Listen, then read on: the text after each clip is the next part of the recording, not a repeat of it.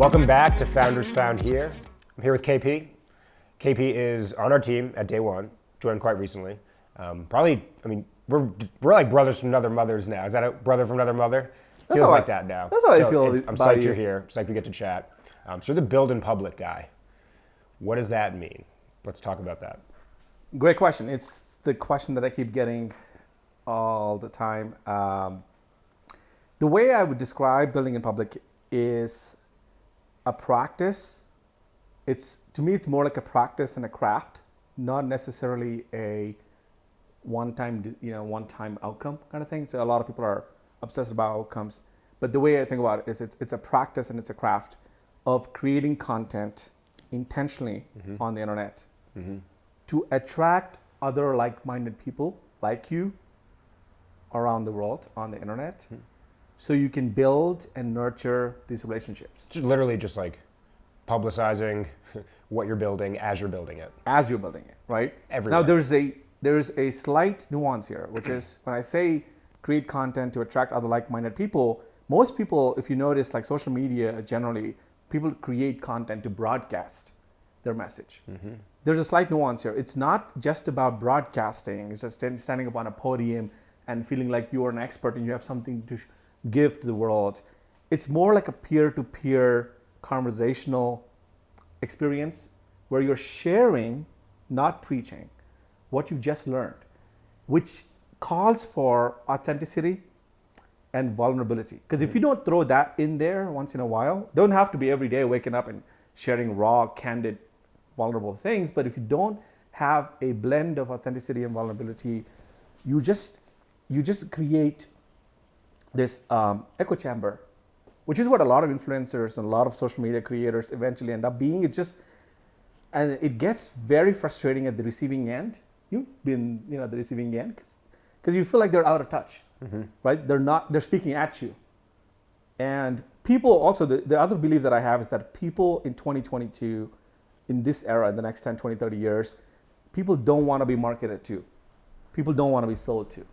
So do not come on a podcast. Do not come on your Twitter Spaces or Clubhouse or your tweets or TikTok and try to, speak at them.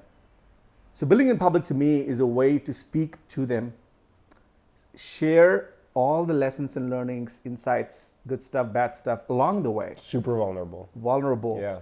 Raw, imperfect, but kind of opening up that side of you, which you would do typically with your best friends and your spouse, But doing that at scale, because internet has scale. And I think that was the missed opportunity, in my view, Web 2.0 or, the last 20 years, that we really never leveraged the scale of the internet to be authentic. We only leveraged it just to broadcast shit and just like get eyeballs and eyeballs and eyeballs. So my thing is, a great story, a great brand, a great founder, a great startup should not just optimize for attention, which is eyeballs. I could say something controversial. I could say something about Joe Rogan. I could just say something about Donald Trump, and that's just attention. It's actually a combination of attention and trust. And trust is built on the bedrock of vulnerability. Brené Brown. So you've chosen Twitter as your place to build in public. Yeah. So you're constantly tweeting, dozens of times a day. Yeah. Everything from I just sent this email out and it didn't work, or I made this stupid mistake in a pitch or whatever. First, why'd you choose Twitter? Yeah. I don't know if you noticed, but I took a photo of us setting even together. like right here, you just I was about to sit on the pod. Yeah, so I'm going to tweet about the fact that we just had this cool moment. Always happening. Always happening. Yeah. I mean, why Twitter? I think there's, this is, my answer to that is, I can be smart about it and say like, well, I had this great, calculated view on it, but it was actually very accidental. I just ended up with Twitter. And the way I've been reflecting on it is that you have to pick a platform among the 5-6 major platforms like TikTok, Instagram Reels or Instagram, YouTube, whatever, Twitter, LinkedIn. Pick what feels natural to you. So you can stay, a very long time in the game, because it's completely about consistency. I had 400 followers in 2018 when I resurrected my account. It was dormant for 10 years, I think, and I resurrected that account. I had 400 followers, and now I have 35,000 and growing. but it's a long game, 2018 to 2022, 4 years, right? So I always enjoyed Twitter because it felt like a bit of a creative challenge. Yeah. To summarize succinctly what just happened, or to reflect on what my day was, or if I had just a VC pitch, or if I talked to a founder, if I mentored a founder, if they said something about go to market that was unique, that metaphor was new, I like to succinctly summarize in 140 characters, but now it's 280. Yeah. And kind of challenge myself to express it in a brief way. It's a great way to test your marketing ability and copywriting skills too. Sure. So let's run it back to the beginning. Why did you start doing this? Why did I start building in public? Yeah. So again, as I look back, of course, I can come up with a great hero's journey story, but in the sense that I discovered the secret of building in public, but it wasn't that intentional. It was accidental discovery, but the practice of building in public since the discovery has been intentional, right? Mm-hmm. But I'll take you all the way back to how did I even discover this practice or this, philosophy?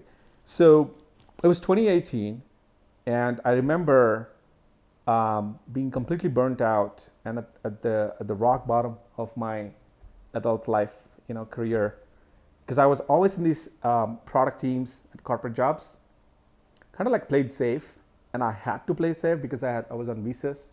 Being an immigrant in the U.S., it's like a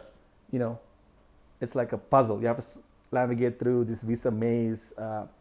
And so I was always taking these corporate jobs, playing safe. I was at Turner Studios, I was at Delta Airlines, all these companies, but I was on product team. So I always had this latent potential or this whisper in my head that said, you should build products. Mm-hmm. You are in these product teams, you should just go to market. You should take some of your ideas, turn them into products, go to market. And, so it's this relentless desire, force to be an entrepreneur. I don't know where I got that, but I just had this thing. And I know a lot of people have this. Once it's in your head, you have to go test it. You have to go take these ideas to market. But I was afraid, and I was, this is my first time trying anything, building a product. But I didn't face the truth of the fact that I was afraid of going to market and testing ideas. Instead, I chose the lazy excuse, which is that I couldn't code. I was afraid of failure. Yeah. I was afraid of taking an idea that I had in my notebook.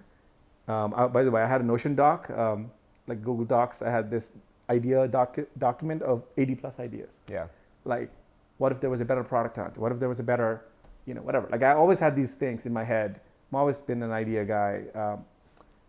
And instead of facing the truth that actually it's freaking scary and hard and fearful to take an idea all the way to reality and to market, and face the truth that sometimes, maybe it will be a dud. People maybe don't want it that. Maybe you want something else. Instead of doing that multiple times, I gave myself a lazy excuse that I didn't know how to code. It's legitimate. It's rational. I didn't know how to code. But I used that as a crutch and said, well, clearly I don't know how to code, so I can't build products, mm-hmm. which means I can't, go to market. So I skirted around the actual issue, and then I went around a whole tour of trying to fix the wrong problem, which is, so I went after trying to get a CTO, trying to find co-founders, technical co-founders. And by this point, I had 400 followers on Twitter. I was an absolute nobody in tech industry, in startup industry. No network. I was in Atlanta. I had a little bit of social connections, but no social capital, nothing that I created for the world that was valuable. I was just a nobody, absolute nobody. So where did I have the leverage to go convince a CTO who knows how to code, can build whatever they want, come join me? It's a massive mismatch in terms of leverage. They have the leverage. Yeah. So of course, a lot of them said no, and that was even more debilitating because I'm like, oh my God, I think that I have great ideas. Why are these people not getting it? Now it's funny, I think about it, right? So I did the other ultimate move, which is I went and hired an offshore agency. Spent $16,000 of my life savings until then. I think I was 26 something at the time. Went broke. All that money, 6 months of building an MVP, right? I don't blame the agency. It's just that we were over-engineering the MVP, which is a problem that a lot of first-time founders have. Mm-hmm. They think that an MVP has to look like, V95 as opposed to V1, like, you know, and it's a sense of insecurity. It's a sense of feeling like, oh my God, they're going to judge me on this thing. And now my answer is, so what? You know, if you don't have the thick skin to be judged, you're in the wrong game of entrepreneurship. Totally. So, blew that money. I wrote a blog post on that recently, and I had to dissolve the team because I had a small team, and it was very painful. Hit the rock bottom. I had so much imposter syndrome and self-doubt that maybe I'm not meant to be an entrepreneur. Maybe I'm not meant to be building products. And so I was in this crisis, existential crisis, and in that fog, I discovered Signal, which was on Twitter, where I noticed other smart, ambitious, interesting founders talk about this thing called no-code. This is 2018, October-ish, and they were talking about no-code and low-code tools like Webflow. How would you define no-code for people who don't know what that is? Well, no-code's kind of like, the way I would describe it is basically if you've used Canva and you know that Canva is a much easier, beginner-friendly version of Photoshop or Figma, right? So it's like a spectrum. So you take something like Photoshop, which requires very deep expert level, pro level knowledge and insights of how to operate, and you can really customize whatever the heck you want. That's on the other spectrum. That's the extreme pro level. It's Photoshop, Illustrator. Figma is somewhere in the middle, where you don't need to go that pro, but you can, if you know a little bit, you can teach yourself a little, and you can still produce great output. Canva is at the beginner level. No code is basically this this whole area around beginner to slightly advanced, but not code. Yep. And it's the fastest way to learn code as well. So I'm not saying no code versus code. That's a bogus debate in my view. Yeah. It's like, you know, it's just a way to get to build products, but you can build them before you've learned and mastered code. Code will take you at least a year to really master, Sure. to produce something valuable. Sure. No code will take you 4 weeks to produce something valuable. So essentially we're saying there's a whole world of tools out there. Yeah. Tools like some of the ones most people have heard of, Squarespace. Yeah. Canva, Start there. Squarespace, Wix, Canva, whatever. Wix. We got Bubble, which is bubble.com. Bubble. You can patch together different spreadsheets and CRMs and intake forms to create something that feels like an app. Yeah.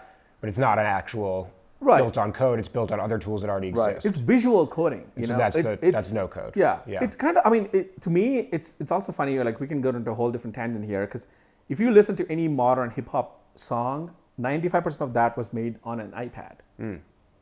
Literally.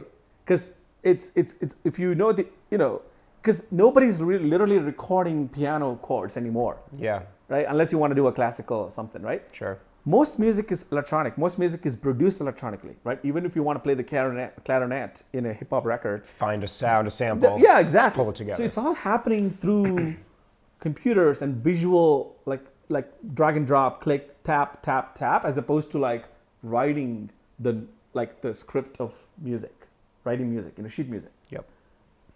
So that's where technology has allowed us, especially in product building with no code, where it's like you have to be savvy enough to know what to use at what point to produce the same sound at the end. Yep. Now everyone's obsessed about like, oh my God, like what the sound, like, no, if the person doesn't like the sound, then go fix the product. Sure. Go fix your idea, get better at it. But they don't want to hear that. They're like, no, let's go get to the code way of doing it. Still, you're going to get so I had the same outcome where I built this thing called Closing Page, which was a SaaS platform in 2018, with code, an offshore agency full of devs. It was a bloated, over-engineered product, never made any sales. 45 people who were on the pipeline never converted. So I hit rock bottom, discovered no code, got super curious, and I swore that I will never, ever build something without testing with an audience along the way. Mm-hmm. And so my timeline went from building something for 6 months to 2 weeks. Sprints. Yeah. It's all about sprints. Test it and test. Even when it's feeling imperfect, it's okay. Take a small sample size of people that I know and share this with them and see what they think. What feedback will they give, etc. But I did this from 2018. I built 15 no-code projects till today. I still do it. Every 2 hours I get a chance, I'll build something new. The biggest surprise to me that I thought the whole journey, the whole game was supposed to be about learning how to build products and bringing them to market, and like that whole iteration, I've realized the biggest learning for me was it's not just enough to learn how to build. You have to learn how to build in public, to have an audience who's captivated, willing to give you feedback, and willing to try a product and close the feedback loop. So for people that want to start building in public, and maybe they really want to start building, but there's no audience for them yet. Yeah. How do you suggest they quickly build an audience so that the things that they build, there are people to actually use it? Yeah. I think the biggest myth is that, it can happen quickly, because it won't. So just accept the fact that it takes a while. It will take time. But you start now because... You start now because, every day you're not building in public is the day you're not building a relationship with a potential customer, Sure. potential user, potential teammate, potential investor, Yep. right? So I'm from nothing in life that's worthwhile comes quickly. Yep. But the thing is, we underestimate what we can do in decades. Yep. And we overestimate what we can do in days. Totally. So it took me from 2018 to now, where we're recording this in September 2022. 4 years, I built 35,000 people on Twitter, more than 10,000 on email, and I have infinitely bigger, wider net of people who are like close friends like you, which I call the network, who are happy to give me feedback, happy to jump on a call, happy to do customer discovery calls with me. It's just way different now. Yeah. I don't have the problem that I had when I had at the time, which is I built something and nobody wants to check it out. Yep. So step one is get over the fear of failure, fear of judgment. Who cares? Who cares? And the thing is, appreciate every step along the way. So when I had the 414 followers, I wish we could show this in our show notes or somewhere. I made a tweet, I remember distinctly, celebrating, saying like, thank you for all the 414 souls on the internet who give your time and attention and hit the follow button. Think about how powerful it is that somebody somewhere in Sweden is hitting follow for your content, and we take it for granted. But if somebody shows up at your doorstep and say, hey, I'm here, I want to check out your new products, I want to play with it, you're like, oh my God, this is awesome, like great. It's not too far off. But it's the same person. Yeah. When we were building a software, especially when we were in this entrepreneurship and tech world, it's the same thing. It's the same user, right? So here's a strange, bizarre question. I fundamentally believe that the only way for essentially first-time entrepreneurs to learn that they should MVP, they should validate more, they should not over-engineer. The only way they actually learn how important that is to go over-engineer and fail. Because everyone's out there saying like, don't over-engineer, start with an MVP, validate, talk to customers, but no one does it because it's scary, it's hard. So everyone thinks they're right, thinks that they know the market because they're building for themselves, whatever. So they over-engineer. And you had that story. I had that story. Right. Every single founder, first-time founder, they all do the same thing and they all fail. And then the second time around, now they learn the lesson. This is why so many studios don't work with first-time entrepreneurs, because they need to learn on their own first to validate. They need to learn on their own first to MVP, to use no code, to hack. Right. Same with accelerators, same with lots of VCs, just don't look at first-time founders that much. What do you say to them? They can't even hear it yet. They're not able to even understand what you're saying because they haven't figured out by failing themselves. I mean, I'll just say that, I think to an extent you're right that, you cannot avoid the pain, right? You will inevitably fail. There will be a lot of adjustments, a lot of stumbles along the way. What I think a better, worldview is to just not let them fail, crash, and burn. Maybe people like you and me, that's something we try to do at day one, is that as they stumble, you go and help them. I think that's sort of become my mission now, is that I've seen myself stumble and actually fail and crash and burn and almost give up.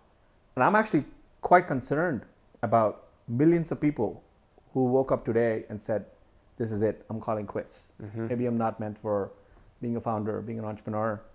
And they went back to that soulless job that they didn't like anyway, but they have to keep paying the bills, and they went back. And the world has lost such great talent, the creativity that would have come to life. So I have more of a sort of a compassionate, empathetic take on that, saying like, you know what, let's catch them before they completely burn out or fail dramatically. Maybe if they stumble, we'll say, hey, can I help you? Is there something you want to share? What's the choke point? What's a obstacle that you're struggling with? And typically they say what they're struggling with, and it's somehow connected to this fear of failure. Usually it's like comes out to be the fear of failure thing, or a deep sense of insecurity that they think their MVP is not good enough, which is somehow they feel like is a reflection of the fact that they think they're not good enough, which is bogus, right?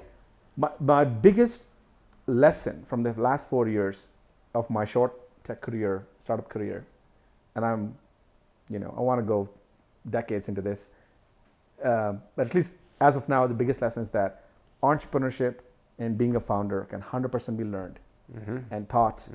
And it's not, but the teaching, the method of the teaching and the syllabus of the curriculum is more like martial arts, more like stuff that is learned through, like, dojo, like learning in a dojo, where it's like you have to be willing to get hit, fall down. It's not buttoned up in a classroom and like you listen to pitch decks and like, yeah, I get it. So you cannot over intellectualize this shit is what I'm trying to say. You have to get to the arena. Yep.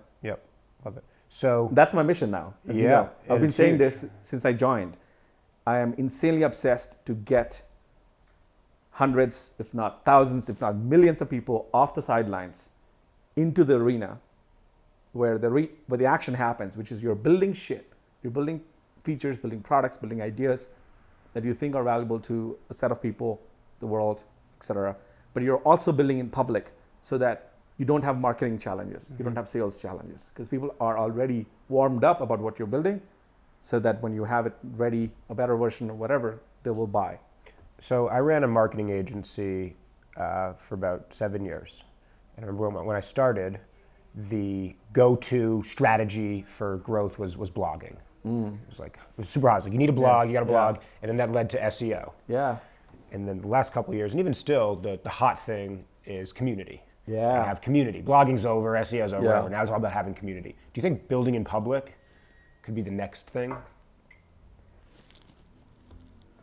You're talking to the guy who in his bio prove that it is working. Well, but also I have this in my bio that I'm the building public guy. So of course my answer is going to be yes. I mean, I think what I'm curious to see is there's a lot of hype right now. I the other day I talked to somebody, shout out, it's me Jules on TikTok. She made a beautiful video and she's got like, I don't know, 400K followers on TikTok, and she's super smart, and she talks about how brands can leverage building in public, especially D2C and consumer brands like the modern CPG brands. And I agree. And what she and I were riffing on was just that this is like sort of a new inflection point, and it's going to stay this way, that people don't want old school, like traditional marketing flyers anymore. Nobody wants to be sold to, as we said. Nobody wants these commercials. Like they're part of the experience. Give them a story. Give them a story to root for. Give them a story. Get them involved. A great brand builds their story like a theme park, where it's interactive, and you feel like you're part of a bigger than yourself, larger than yourself story. A shitty brand makes their story like a boring lesson. That you want to skip. Totally. So you shared your mission of it, to bring hundreds, if not thousands, if not millions of people off the sidelines into the world of building. Even if it's building a small little side project, starting a bake sale, or building a whole high growth tech company, everything in between. What happens next? I think the actualization of this mission, and it's happening, it's like filling up the drops in a bucket, right? It happens slowly, and then suddenly you hit like an inflection point, and then it's like, oh my God, we have this amazing, compounded effect where this becomes the norm, right? It still feels a little fringe. Like when I talk to somebody, like last night I was at a party and like, we were there and I had to break it down what building in public was, and I was like, okay, we're not there yet, right? But it feels to me like veganism in the 90s or something. It's like so fringe and like a little weird at this point. But going forward, it'll become a very standard alternate path. I'm not going to say, oh, building public is going to replace marketing. It's going to replace sales. It's just part of how you market. Exactly. Yeah. It becomes its own sort of like parallel path along with other paths you have. It'll be a very robust and a big, probably multi-billion-dollar industry, and everybody's going to do a version of this. I also think another hot take I have is that, like how we have a CMO, Chief Marketing Officer at startups and brands, we will in the future see a CCO, which is Chief Content Officer. Sure, we're already seeing quite a bit of that. We're already seeing that, Yeah. Because I think content is different than marketing. Sure. Right, as you would attest to it. I mean, I feel like I've gotten, a little farther in my mission in helping a lot of people get off the sidelines in the last 2-3 years since these, programs that I've been launching at startups, including now at Day One. I've helped over 500 MVPs come to life, right? So I always think about that. That's a proud thing. Like, of course, 400 of them failed, as in didn't never get to second version. But these 500 entrepreneurs would be still spending a lot of money with dev agencies or whatever, or would still be, stuck in this rut or fear of like not shipping. Yep. So if I can convince and inspire 500 people to ship, I think I can do 5,000, and I can think I can do 50,000. And the rest is all up to, the community and the people. So What do you think about vlogging? yeah, Kind of feels like vlogging has been the OG. one of the OG. Yeah, in public. I think Casey Neistat, Casey Neistat vlogging started on YouTube, Right. has moved to Instagram stories. Yeah. Now it's totally a thing on TikTok. Yeah, the stories, Instagram stories is the thing, Yep. TikTok's the thing. So I think vlogging was. That's what I'm saying. I think a lot of these ingredients have been in the making, over the last decade. Yeah. And I feel like it was a perfect storm that in the last 2-3 years that building public became so mainstream now. Yeah. That everybody, like Kanye West, his whole Donda album, if you saw the Yeah. series of things he did, like the fact that he played some of these records, not to people publicly on the Apple Music, whatever, but only to these people in the stadium. Remember the Atlanta thing Yeah, he did? yeah. Like he bought out the stadium, and then they're like tickets to watch him give a glimpse of what would be in the final thing. He was building in public. Totally. He was building his album in Here's public. a really cool example, actually, that ties in super great here. So two of my favorite musicians right now are Noah Kahan and Bryan. Ah. They're both in the country, folk, Americana style. Right. And something they both are doing, and I assume at this point it's pretty intentional. On TikTok, they are just putting up little 30-second videos of them writing music with their Yeah. guitar, like in the process of them just jamming. And these Yeah. are very famous musicians, Yeah. like top charts on Spotify, Yeah. selling out huge shows. But then either somehow encouraging people to duet it Yeah. and create their own covers or remixes of it. Right. But the songs aren't even released yet. And so what's happening is people are feeling involved in the songwriting process, Yeah. in the acoustic, raw, Yeah. behind the scenes process. And then when the song actually drops, they're obviously promoting it like crazy. The first day it drops, it's got like tens Yeah. of millions of listens and top charts immediately because so many people Are bought in. are bought into the journey of that song being written. Yeah. Why are more brands not doing this as they're building their company? Yeah. So when they finally do drop the Yeah. product, so many people felt like they were involved in the building in the first Exactly. place. Influencers do this. Obviously, musicians are doing it. Gary Vee Creators- has been telling us all for years. Oh my God, brands that's be doing this. right. Is it too hard? Yeah. Why are we not doing this? Yeah, I mean, I asked Gary the same question, and he was on my podcast, the Building Public podcast, and I asked Gary like, what makes people not build in public? Because his version of this was document, don't create. Yes. Remember? And I He's said, probably said that 10 years ago. I know 10 years ago, I said, oh my God, this feels like you've been saying this, calling shots at this for Yeah. So why are people 10 not years. doing it? He said fear. Yeah. It's the fear of imperfection, fear of Fear of being cringy. feeling like it's the fear of judgment, right? Ultimately, everything boils down to, oh my God, someone out there is going to think that I'm not good enough. Yep. Which is a whole different therapy topic, right? Yep. I fundamentally believe that everybody is unique and they're special. We talk about this all the time. Like, being a new dad now has changed my perspective on what it feels like to be a freaking human. Watching my son Neil go through like 0 to 1, like he's just 1 year old now.